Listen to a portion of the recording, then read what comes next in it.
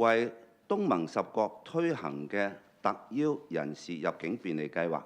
將喺今日正式實施。呢個計劃嘅目的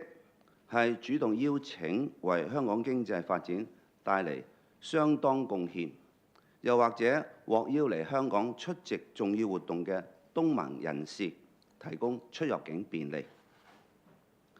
佢哋會獲得自助通關服務，並且係透過專櫃一站式處理自助通關同埋簽證申請。喺計劃之下，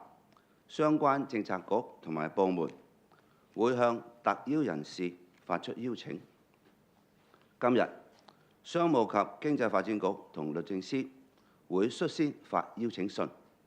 邀請為香港經濟發展帶嚟相當貢獻嘅東盟商界同埋法律範疇領袖參加計劃。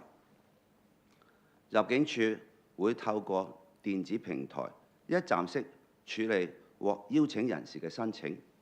放寬申請資格，包括唔再考慮過往訪港嘅次數、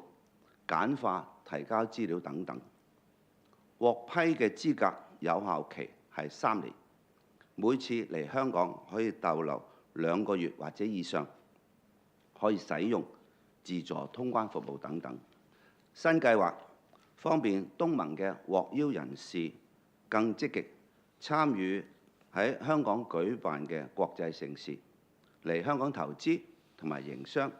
亦都可以吸引佢哋以香港為進軍內地同埋環球市場嘅跳板，貢獻香港嘅經濟增長。